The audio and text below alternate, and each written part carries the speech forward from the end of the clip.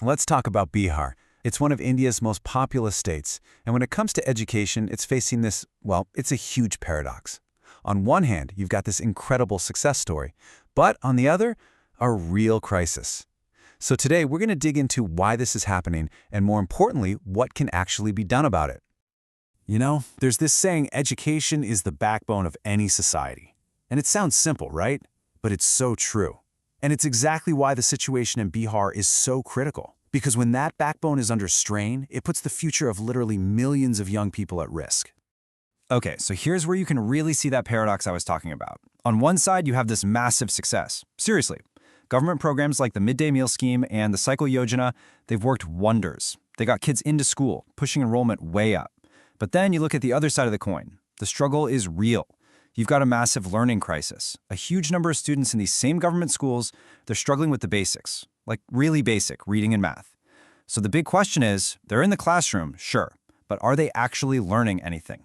So that's the million-dollar question, isn't it? If the kids are in the schools, what's holding them back? What's getting in the way of them getting the kind of education they absolutely deserve? All right, let's start peeling back the layers and see what's really going on here. Right. So the thing is, it's not just one problem. It's not that simple. The entire system is just under a tremendous amount of strain. We're talking about everything from the teachers who are supposed to be teaching to the actual buildings the kids are learning in. It's all connected and it's holding everyone back. Okay, let's really get into the weeds here. First up, the teachers. You've got high rates of absenteeism and a serious lack of proper training. And look, this isn't always about just one teacher not showing up. It's a symptom of a much bigger problem, right? Poor working conditions, no real accountability. Then you've got the infrastructure, or lack thereof. We're talking about schools without basic stuff like toilets, libraries, or science labs. On top of that, classrooms are just packed. The teacher-to-student ratio is way off. And then, kind of tying it all together, you have the system itself. Political interference, corruption, it messes with everything, from who gets hired as a teacher to where the money actually goes. So all these issues at the school level, they don't just disappear. They create this huge ripple effect that goes all the way up to higher education.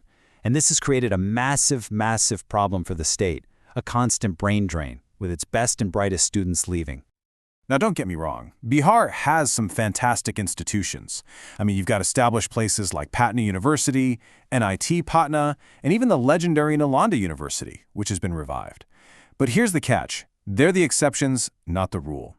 The reality for most students is that the overall system for higher education is just weak. It's nowhere near big enough or strong enough to handle the sheer number of young people who need it. And what happens when the local system can't support you? You leave. That's the consequence here, a massive brain drain. Think about it.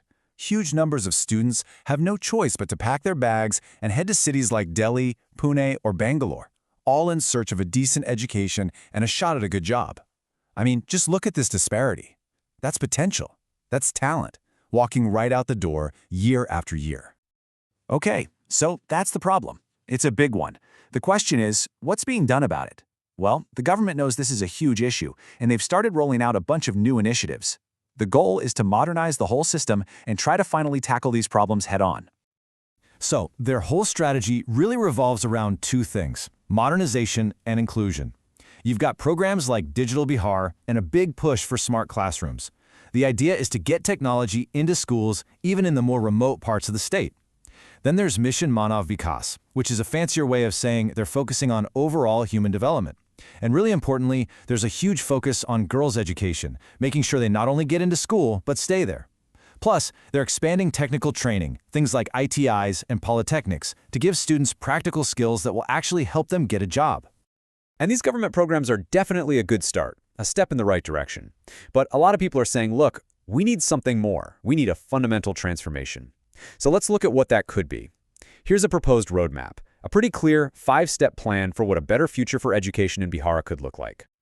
All right, so here's the 5-step plan. Step 1, empower the educators. This is huge. It means better training, real support, and, actual accountability. Step 2, embrace technology. And not just in the big cities, but getting smart classes and digital tools out into the rural areas where they can make the biggest difference. Step 3, foster partnerships. The government can't do it all alone. Bringing in private companies could inject some much-needed resources and efficiency. Step 4 is about mobilizing the youth. We need to create real reasons for educated young people to come back and teach in these rural schools. And finally, step 5, and this might be the most important one of all, we have to change what is being taught. Move away from just memorizing facts for a test and focus on practical, hands-on skills that actually prepare students for a career. So, look, when you step back and see the whole picture, the challenge is just immense. There's no sugarcoating it. You can't fix decades of systemic problems overnight. But, and this is the important part, what's also crystal clear is that there is a path forward. The solutions aren't some big secret. They're right there, they're known, and they can be done. And that really leaves us with one last big question to think about. Right now, Bihar's massive youth population, it feels like its biggest challenge. But what if? What if, with the right strategy and with a real commitment to this path forward, what if that population could be turned into its greatest strength, an engine powering the future not just of Bihar, but of the entire country? Now that's something to think about.